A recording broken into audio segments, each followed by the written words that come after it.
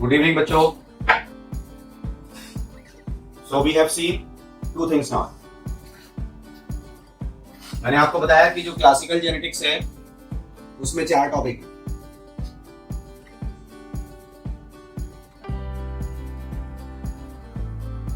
A, one gene interaction. इसका मतलब था one gene responsible for one character. This we have seen. All the 5 topics इसके हम देख चुके हैं. Monohybrid cross, dihybrid cross. Then we have seen incomplete dominance, codominance, and multiple allelism. ये सब हमने इसमें देख लिया.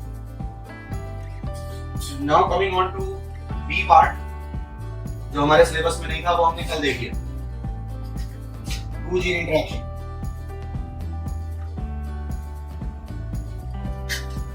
Two genes responsible for one character. This we have seen. अब आते हैं C और D पर. है ना? तो C का नाम है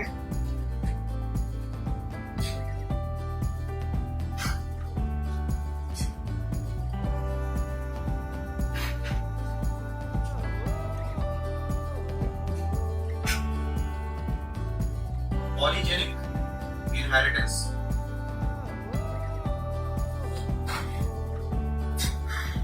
हमारी बुक कह रही है more than 2 genes responsible for one character. More than 2 genes. 3 भी हो सकती है, 4 भी हो सकती है, 5 भी हो सकती है. तो 1 gene interaction, 1 gene 1 character. 2 gene interaction, 2 genes 1 character. Polygenic inheritance, many genes for 1 character. ठीक है? मोर देन 2, 3 और मोर, कैसे भी कह सकते हैं. तो जो सेंटेंस हमारी बुक में यूज हुआ है हम वही यूज करेंगे.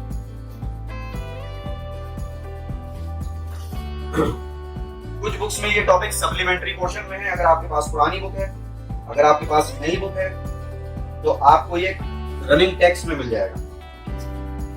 बुक सेज 3 और मोर जीन्स फॉर 1 कैरेक्टर. ये बुक में लिखा है. जब आपको ये पूरा टॉपिक आ जाएगा तो फिर मैं आपको कुछ और भी दिखाऊंगा. एप्लीकेशंस, एप्लीकेशन बेस्ड कंडीशंस कैसे आई हैं. बुक कह रही है 3 से कम नहीं, 3 और मोर. इसके लिए फॉर्मूला है नंबर ऑफ फिनोटाइप्स. याद रखिए जो मल्टीपल एलिलिज्म में था formula, that was for genotype. n/2 n+1 तो जीनोटाइप के लिए. ठीक है? ये फिनोटाइप के लिए. कब? F2 में. F1 में या तो हाइब्रिड आता है, इसमें मालूम है, ये डोमिनेंट आता है. एक्चुअली हाइब्रिड भी डोमिनेंट ही शो करता है. तो F2 में जो नंबर ऑफ फिनोटाइप आएंगी वो कितनी होंगी? 2 × n+1. अब इसे कैसे बोलेंगे? 2 × n+1 या 2 × n+1. पहले n+1 करेंगे, फिर 2 से मल्टीप्लाई करेंगे, या पहले 2 से n को मल्टीप्लाई करेंगे फिर 1 ऐड करेंगे. सबको पता है बायो वालों को क्या करना है. बोलिए. यहां पर n क्या है अभी बताता हूं. फर्स्ट मल्टीप्लाई, राइट, कोड मास लगाएंगे. So it will B 2n+1. Very good. n is equal to the number of polygenes. अब चाहे वो 3 हो, 4 हो, 5 हो, n की जगह पे रख दीजिए, आपको पता चल जाएगा कितनी फिनोटाइप आने वाली है. ठीक है? अब इसके बहुत सारे एग्जांपल हैं पॉलीजेनिक इनहेरिटेंस के. ह्यूमन में बहुत सारे एग्जांपल हैं. Human height, intelligence in humans,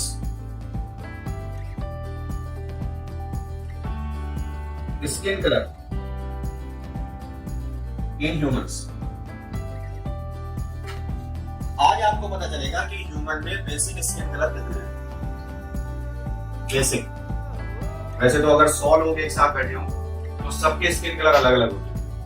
वो जो चेंजेस आते हैं वो एनवायरनमेंट की वजह से आते हैं. लेकिन बेसिक स्किन कलर कितने हैं वो आपको आज पता चल जाएगा। इसी को हम लेने जा रहे हैं, skin colour in humans to understand polygenic inheritance.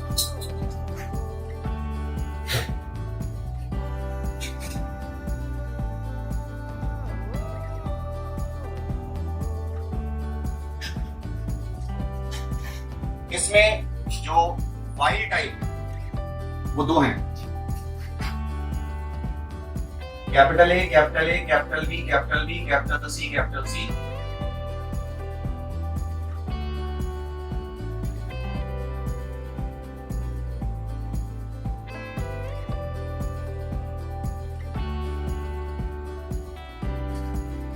इसको हम बोलते हैं very dark versus small a, small a, small b, small b, small C, small c.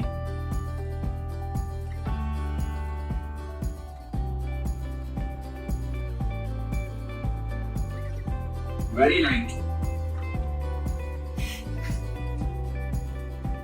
अब देखिए इस ब्लॉक में 6 डोमिनेंट एलीन है। हर डोमिनेंट एलीन को हमने काय से शो किया है, एक डार्क एक ब्लैक स्पॉट से। इसमें 6 रेसेसिव एलीन्स हैं। हर एक रेसेसिव एलीन को हमने काय से शो किया है, एक व्हाइट सर्कल से। लेकिन हम इसमें ये नहीं बता सकते कि इन 6 में से कौन सा कैपिटल ए है, कौन सा कैपिटल बी है, कौन सा कैपिटल सी है, हमें नहीं मालूम। ये बताया कि 6 के 6 डोमिनेंट एलीन है, इसमें भी हमें नहीं मालूम कि स्मॉल ए कौन है, स्मॉल बी कौन है, स्मॉल सी कौन है। बस ये बताया 6 के 6 रेसेसिव एलीन है। हो सकता है ये और ये स्मॉल ए हो, ये और ये स्मॉल ए हो, कोई भी हो सकता है, वी डोंट नो। ठीक है। F1 में हमको क्या मिला, जिसे हम बोलते हैं वीडिश कॉम्प्लेक्शन। इसके गैमीट आ गए capital A, capital B, capital C. इसके आ गए small a, small b, small c. 8 इसके होंगे, 8 इसके होंगे, तो 64 F1 मिलेंगे हमको। Capital A, small a, capital B, small b, capital C, small c. अब आप कहेंगे सर आप भी तो अब जीनोटाइप पहले लिख रहे हैं। कोई दिक्कत नहीं है, आपको बता दिया मैंने कि पहले जीनोटाइप नहीं लिखना है। ये दिखने में कैसा होगा, ब्रिटिश। 3 डोमिनेंट 3 रेसेसिव एलीन। अब इसकी सेल्फिंग करनी है हमें। इसमें से भी हमें नहीं पता कि कैपिटल ए कौन है, कैपिटल बी कौन है, कैपिटल सी कौन है, स्मॉल ए कौन है, स्मॉल बी कौन है, स्मॉल सी कौन है, हमें नहीं मालूम। हम तो ये कह रहे हैं यहाँ 3 डोमिनेंट 3 रेसेसिव हैं और वो ये वाले। अब इसकी सेल्फिंग करनी है, तो सेल्फिंग के जो रिजल्ट्स हैं वो यहां से आते हैं। क्या वैल्यू रखेंगे हम, n की वैल्यू क्या रखेंगे बताइए जरा। What is the value of n? How many genes are there for this character, skin color in human?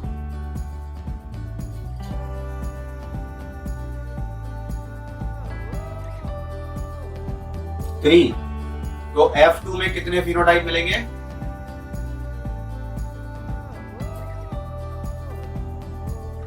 How many phenotypes we are going to get in F2? Yes, 7 is the right answer. 3 2s are 6 plus 1 7. 2 3s are 6 plus 1 7. तो F2 में अच्छा देखिए, अगर ये try hybrid cross होता, one gene interaction का, तो 8 मिलते, क्योंकि 8 गैमीट ले रहे हैं ना एक पेरेंट के। तो अगर ट्राई हाइब्रिड होता तो 8 फिनोटाइप आते हैं F2 में। 27:9:9:3:3:3:3:1। अब आ रहे हैं 7, क्योंकि ये ट्राई हाइब्रिड क्रॉस नहीं है वन जीन इंटरेक्शन में, ये है पॉलीजेनिक इनहेरिटेंस। ठीक है, तो आपको रेड स्क्वायर नहीं बनाना है, आपको सिर्फ इसकी स्टडी करनी है। देखिए, you must have done this part, मैं इसे रख कर रहा हूं।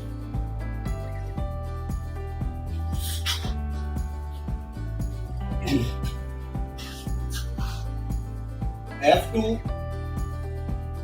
phenotypes results देखिए 7 आएंगे। 1 2 3 4 5 6 7। बच्चों, try to make all these 7 phenotype in one line, तभी मजा आएगा। ठीक है, तो आपको सिर्फ रिजल्ट दिखाई जा रहे हैं पुनेट स्क्वायर में जो रिजल्ट्स आए।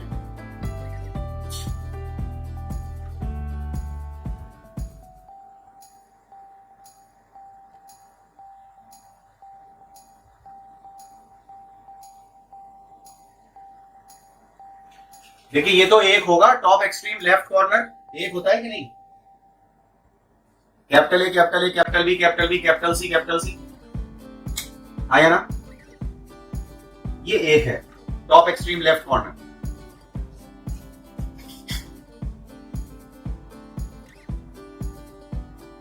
डाउन एक्सट्रीम राइट कॉर्नर ये भी एक ही होगा 64 में से, small a small a small b small b small C small C.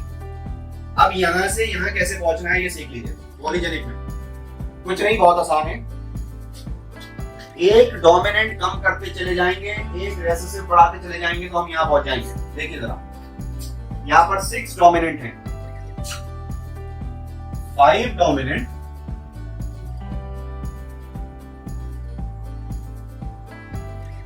1 recessive, 4 dominant,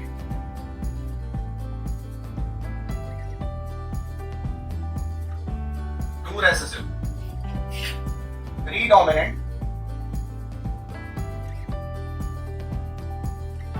3 recessive. अब ये जरूरी नहीं है कि ये वाला इंडिविजुअल वही होगा, capital A small a capital B small b capital C small c, ये वाले तो 8 होंगे ना डायगोनल में। अब इसको हम ऐसे भी तो लिख सकते हैं, ये भी तो हो सकता है, capital A capital B small C small, 3 dominant 3 recessive. It could be like this also, small a capital B small c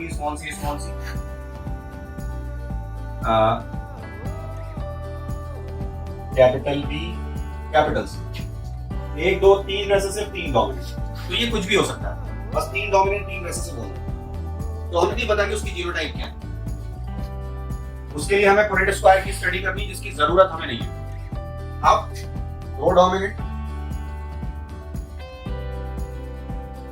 4 recessive, 1 dominant 5 recessive और सारे रेसेसिव। और ये मतलब के लिए 1 2 3 4 5 6 7, ये है 7 बेसिक कलर ह्यूमन। बाकी जितने भी डिफरेंसेस हमें होते हैं that is because of environment. हम जब ये बोलते हैं कि जीनोटाइप इन्फ्लुएंसेस द फिनोटाइप, तब साथ में ये भी तो कहते हैं it is also influenced by the environment. Suppose identical twins हैं दोनों, ये वाले, एक को बचपन से हम घर में रखें एसी रूम में, वही उसकी सारी एजुकेशन सारे गेम्स वगैरह 10 साल तक, और एक को पहले दिन से हम गांव में छोड़ रहे हैं कि ये फील्ड में पलेगा बच्चा, नेचर में पलेगा, वाइल्ड में पलेगा। 10 साल के बाद दोनों का स्किन कलर सेम होगा दिखने में, दोनों के पास यही है फिनोटाइप, जीनोटाइप यही है, तो क्या दोनों का सेम कलर होगा 10 साल के बाद? नहीं, बिकॉज ये इफेक्ट कर रहा है एनवायरनमेंट। तो ये बात ध्यान रखिए, it is the environment also which influences the phenotype, not only the genotype but also the environment. Phenotypic results में बच्चों पॉलीजेनिक इनहेरिटेंस की सबसे खास पहचान जो है वो क्या है कि रेशो दोनों तरफ इक्वली डिस्ट्रीब्यूट होता है, रेशो दोनों तरफ इक्वली डिस्ट्रीब्यूट होता है। देखिए कैसे,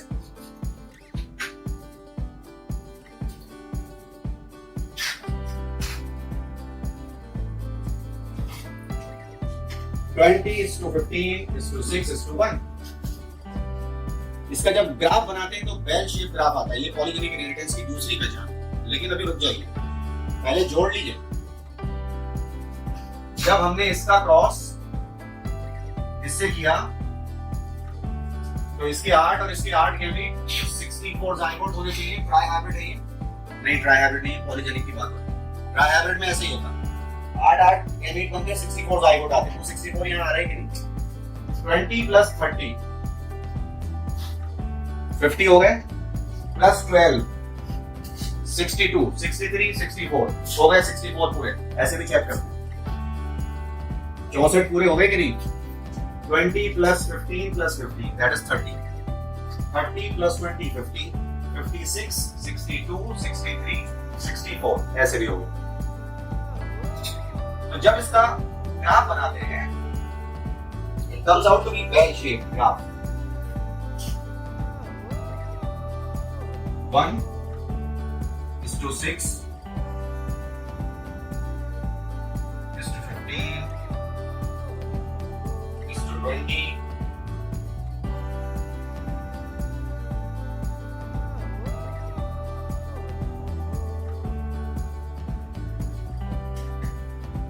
is to 15 is to 6 is to 1. और ये कैसा आ गया?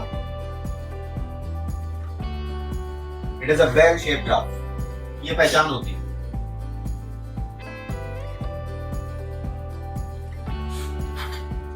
Polygenic inheritance.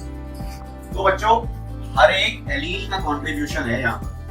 हर एक एलील का आप देखिए ना, एक डोमिनेंट एलील 5 रेसेसिव के साथ है, ऐसे भी 6 आ गए, कलर डिफरेंट हो गए, तो 7 बेसिक कलर है. अब एक ही बार क्या हुआ कंपटीशन में, अब नीट में तो नहीं आएगा, लेकिन जब अच्छे एग्जाम होते हैं, क्योंकि बीएससी एमएससी में आगे की पढ़ाई कराई जाती है, देयर आर सर्टेन कंडीशंस जहां पर कुछ ऐसा भी हुआ है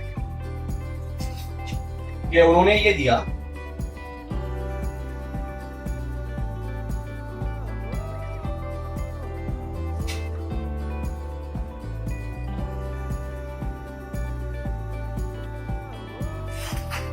उन्होंने कहा इसमें से बताओ पॉलीजेनिक इनहेरिटेंस कौन सा है.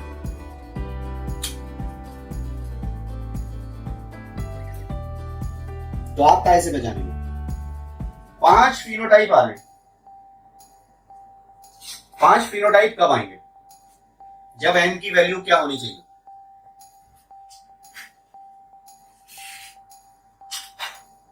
2. n is equal to 2. 2 into 2 is 4. 4 plus 1 5. लेकिन बुक ये कह रही है कि 3 और मोर.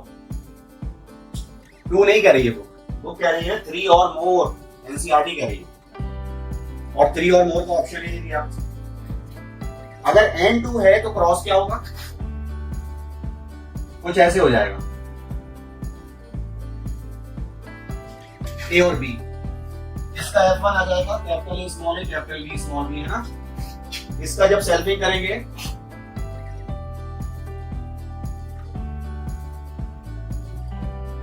फोर 16 जाइगोट आएंगे. टोटल 16 हो रहा है कि नहीं? टोटल 16 तो चारों में हो रहा है. ये भी 16 है, ये भी 16 है, ये भी 16 है. 6 plus 4 10 plus 4 14 15 16. ये भी सेटिस्फाई कर रहा है. Ratio is getting distributed equally on both the sides. इसको उन्होंने एक्सेप्ट करा था पॉलीजेनिक इनहेरिटेंस में. अगर ये 2 जीन इंटरेक्शन होता तो इस तरह के रेशियो आते. अगर ये डाई हाइब्रिड क्रॉस होता तो ये रेशियो आता. ठीक है, आप जब 2 जीन इंटरेक्शन के एग्जांपल देखेंगे ना कभी फ्यूचर में क्रैश कोर्स में, तो आपको ये भी मिलेगा. 9:7 भी मिलेगा, ऐसे ही आते हैं वहां पर. 13:3 भी मिलेगा. तो सब 2 जीन इंटरेक्शन के. अच्छा, मैं तो कुछ और ही कहता हूं. मैं ये कहता हूं कि हमने सब तरफ से चेक कर लिया, n की वैल्यू 2 रख दी, रेशियो भी इक्वली डिस्ट्रीब्यूट हुआ. जो आंसर आया, जो आंसर एक्सेप्ट हुआ, जो आंसर बताया गया कंपटीशन का आया, वो सवाल है. एनसीईआरटी कह रही है 3 और मोर, लेकिन 2 में भी ये हो गया पॉलीजेनिक इनहेरिटेंस. 16 जाइगोट भी हो गए, हर तरीके से सेटिस्फाई हो गया. एंड 2 रख करके 5 फिनोटाइप मिल गए. 5 किसमें मिल गए? 1 2 3 4 5. इसमें 4, इसमें 2, इसमें 3, 5 एक ही में मिल रहे हैं. हर तरह से यही आ रहा है. मैं ये कह रहा हूं कि n की वैल्यू 1 रखना, तो 2 into 1 plus 1 3. n का 1 capital A cross with small a small a. F1 आया capital A small a. Capital A small a का cross capital A small a से करा. इसके 2 गैमेट 4. 1:2:1. ये लीजिए आ गया 1 2 3 फिनोटाइप आ गए 2 + 1 3 + 1 4 आ गया रेशियो दोनों तरफ इक्वली डिस्ट्रीब्यूट हो रहा है इसमें भी सेटिस्फाई हो रहा है हर तरीके से जा रहा है but whenever you say 1 you cannot say poly poly is always used for more than 1 तो इसलिए ये फिर पॉली नहीं कहलाएगा हालांकि सेटिस्फैक्शन सब तरफ से आ रहा है देखिए 3 ये भी बन रहे हैं ये भी 3 बन रहे हैं रेशियो भी इक्वली डिस्ट्रीब्यूट हो रहा है but 1 can not be polygene NCERT ने आपको ज्यादा इसलिए नहीं उलझाया 3 और मोर बोल करके क्योंकि ये इस तरह के क्वेश्चन अब नहीं आएंगे कभी पूछ लिया अब नहीं पूछेंगे ठीक है तो आप इसे एनसीईआरटी बुक से पढ़िएगा हम अगले टॉपिक पर जाते हैं this was C A was 1 gene interaction, 1 gene for 1 character. B was 2 gene interaction, 2 gene for 1 character. C was polygenic inheritance, many genes for 1 character. है ना? अब D टॉपिक रह गया क्लासिकल जेनेटिक्स का, द लास्ट वन. और 1 gene interaction में 5 topic थे, monohybrid cross, dihybrid cross, incomplete dominance, codominance, and multiple allelism. Now coming on to the D topic, the last topic of 1 gene interaction. इसे रब कर दो बताइए मुझे okay so n can not be 1 remember n can not be 1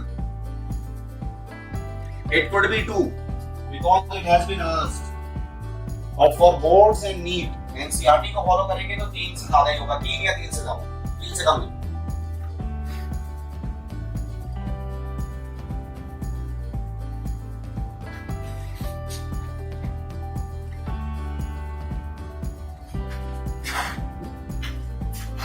D topic, the last topic of classical genetics.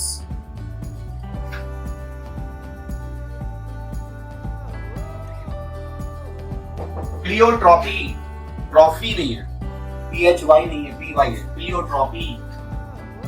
सोचिए तो ये क्या होगा? A क्या था? A 1 gene for 1 character. B क्या था? 2 genes for 1 character. C क्या था? Many genes for 1 character. ये क्या होगा?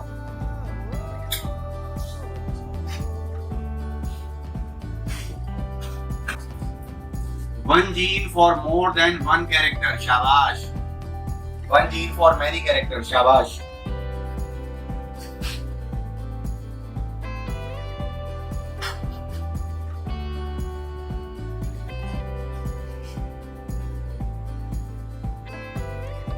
Many characters, or we can say more than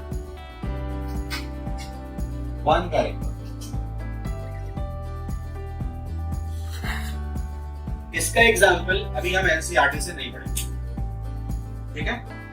क्योंकि फिर उसे पढ़ेंगे तो एक्चुअली फिर बहुत ज्यादा ना एक्साइटमेंट बढ़ जाएगा, क्योंकि उसमें जो एग्जाम्पल है वो एक ऐसे डिसऑर्डर का है जो आगे हमको पढ़ना है. जब उस डिसऑर्डर को पढ़ेंगे तब वापस आएंगे पॉलीजेनिक इनहेरिटेंस में, फिर एनसीईआरटी से इसे पढ़ेंगे तब ज्यादा फायदा भी होगा. तो एक जीन एक से ज्यादा कैरेक्टर के लिए अगर रिस्पांसिबल हो तो उसको बोलते हैं प्लियोट्रॉपी. सपोज आप में से कोई वॉलंटियर है?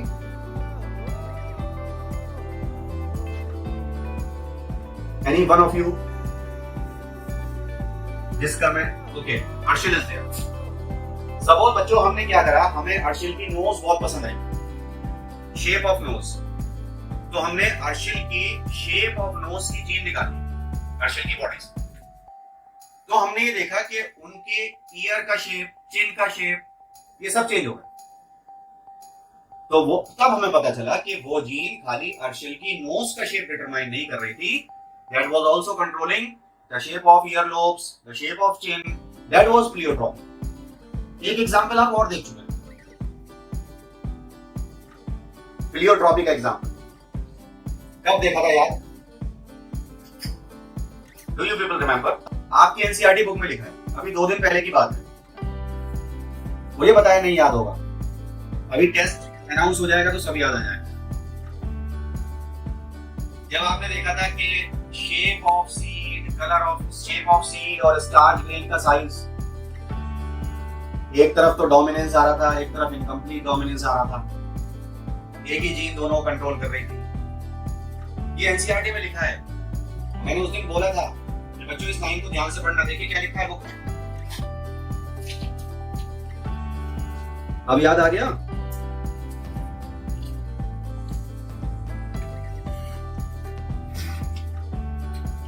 Page number 78, second paragraph. Occasionally, a single gene product may produce more than one effect. मिला कि नहीं मिला? Give me thumbs up if you get it. Second paragraph on page 78. Single gene product may produce more than one effect. आ गया sir, याद आना ही था, ठीक है, राइट। अब दूसरा एग्जांपल मैं दे रहा हूं। For example, when the gene for eye color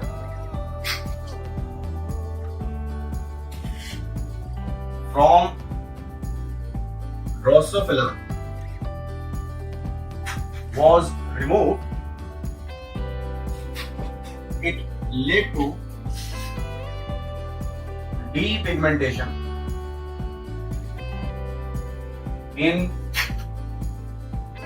many other parts of the body of Drosophila, thereby giving a pleiotropic effect. I colour की जीन जब ड्रोसोफिला से निकाली गई तो देखा गया कि उसकी वजह से बॉडी में कई जगह पर पिगमेंट्स चले गए। तो वो जीन खाली आई कलर को कंट्रोल नहीं कर रही थी, वो बॉडी में और जगह पर भी जो पिगमेंटेशन था उसको कंट्रोल कर रही थी। That is the best example of pleiotropy, जो एनसीईआरटी में गिवन नहीं है। एनसीईआरटी में एक तो ये गिवन है जो शेप ऑफ सीड और साइज ऑफ स्टार्च ग्रेन है, दूसरा हमें एक डिसऑर्डर से मिलेगा, वो डिसऑर्डर जब पढ़ लेंगे तो वापस लौट करके एनसीईआरटी करेंगे। बट अब आप खुश हो जाइए, क्यों भाई? क्या लग रहा है अब आपको? यस, मॉडर्न जेनेटिक्स शुरू होने वाली है। ड्रोसोफिला का नाम आ गया, खत्म हो गई classical genetics, over. Modern genetics शुरू होने वाली है। तो सबसे पहला काम क्या करना है हमें? जीनोटाइप बनाने का सेकंड मेथड आज सीखना है। Sir is not modern genetics. किसी बच्चे ने लिख दिया sir modern genetics. Sir is not modern genetics. चलिए, तो सेकंड मेथड निकाल लीजिए जीनोटाइप बनाने का, जो मेंडल ने बता दिया था, फिर बाद में उनके जो फॉलोअर्स थे उन्होंने उसको मॉडिफाई कर दिया, वो भी मैं बताऊंगा। अरे भाई, यू आर फीलिंग सॉरी, मैं तो मजाक कर रहा था, मैं तो मजाक ही था। इतनी जल्दी सॉरी हो जाते हैं, डोंट बी। चलिए, हाँ बच्चों, so ready for learning the second method to develop the genotype. वो पेज निकाल लीजिए अपनी कॉपी में, जहां पर आपने लिखा है सेकंड मेथड, और उसमें दो लाइनें लिखी है, it will be used in modern genetics, और वहां पर ये भी लिखा है the dominant trait is mostly the wild type. Have written that the dominant trait is mostly the wild type. ये कर दूं?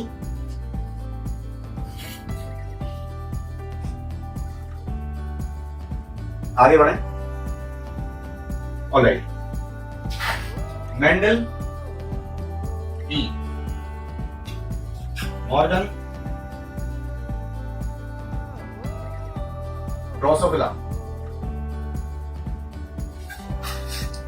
पी प्लांट में 2n is equal to 40, n is equal to 7. Drosophila में 2n is equal to how much? n is equal to how much? पता है किसी को? मालूम है किसी को ड्रोसोफिला में 2n कितना है, n कितना है? ये आज पहली बार ये सवाल आपके सामने है। शाबाश। ये हमने कब सीख लिया था? चैप्टर 1 में, है ना भाई? फ्रूट फ्लाई, यही है फ्रूट फ्लाई। शाबाश, बहुत बढ़िया बच्चों, बहुत शानदार।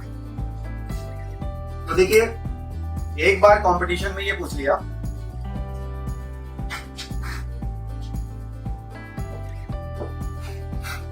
कि एच का मतलब बताओ। मॉर्गन का पूरा नाम है टीएच मॉर्गन। तो पूछ लिया एच का मतलब बताओ। इंटरेस्टिंग था इसलिए पूछा। एक बार पढ़ेंगे तो याद हो जाता है। Thomas Hunt Morgan.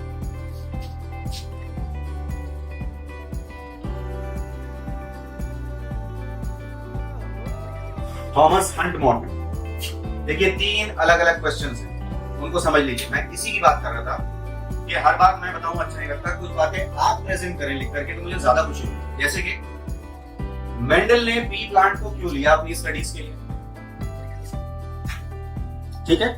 दूसरा सवाल, मॉर्गन ने ड्रोसोफिला को क्यों लिया अपने स्टडीज के लिए? तीसरा सवाल, Why Morgan preferred Drosophila over pea plant? कितनी तरह से किस चीज को पूछा जा रहा है। तो मेंडल ने इसे क्यों लिया, मॉर्गन ने इसे क्यों लिया, इसको इस पे क्यों प्रीफर किया, ड्रोसोफिला को पी पे क्यों प्रीफर किया? ठीक है ना। तो ये मैं चाहूंगा कि आप इन सवालों के जवाब लिखें और मुझे व्हाट्सएप करें। कम से कम 4-4, 5-5 पॉइंट होने चाहिए, तो मजा आएगा। ठीक है ना। टेक योर टाइम, मुझे कोई जल्दी नहीं है। पी प्लांट से शॉर्ट लाइफ स्पैन तो ड्रोसोफिला का होता है बच्चों, 2 हफ्ते की लाइफ साइकिल होती है। तो जब आप ये काम कर लें, send it to me in writing, फिर हम लोग इसे डिस्कस करेंगे। मैं देखूंगा किसी बच्चे ने कोई पॉइंट तो नहीं छोड़ा है। हाँ, 2 वीक्स की लाइफ साइकिल है। प्लस देखिए कितनी बढ़िया बात है, पी प्लांट को लगाना है तो फील्ड में लगाना पड़ेगा, और मटर जाड़ों में आती है ना। अब जाड़ों में बारिश हो रही है, आप फील्ड में कैसे जाएंगे स्टडीज के लिए? कहीं पे बर्फ गिर रही है, आप स्टडीज के लिए कैसे जाएंगे? ड्रोसोफिला तो छोटा सा है, आप इसे लैब में ही कल्चर कर सकते हैं, आपको बाहर निकलने की जरूरत ही नहीं है स्टडीज की। समझे कि नहीं? एक मेटिंग से, सिंगल मेटिंग से थाउजेंड्स ऑफ प्रोजेनीज प्रोड्यूस होती है Drosophila. Pea plant large number of seeds होते हैं एंड वो एनुअल प्लांट है, और ये 2 हफ्ते का है। इसमें हजारों इंडिविजुअल आते हैं सिंगल मेटिंग से। जितने ज्यादा प्रोजेनी होगी उतने रिजल्ट की ऑथेंटिसिटी बढ़ेगी। आया ना। और दोनों में कंट्रास्टिंग कैरेक्टर प्रूफ थे, ये सिमिलैरिटी है ना। चलिए क्या, नेक्स्ट क्लास में हम लोग सबसे पहले सीखेंगे, आप ये सब लिख करके मुझे भेजिएगा तीनों चीजें, आपको क्या लगता है। मैंने बहुत सारी बातें बता भी दी है। नेक्स्ट क्लास में पहले हम सीखेंगे सेकंड मेथड जीनोटाइप बनाने, उसके बाद मॉर्गन के काम से शुरुआत करेंगे। ठीक है ना। और आपने मेंडल के वर्क को रिवाइज करना है मॉर्गन के वर्क को पढ़ने से पहले, तभी आप मॉर्गन के वर्क को समझ पाएंगे। Because Morgan what he did, he rediscovered Mendel's work. Mendel के वर्क की रीडिस्कवरी की है मॉर्गन ने, तो बहुत कुछ मिला है। इसलिए मेंडल के वर्क को पढ़कर आना। ठीक है। Will continue in the next class.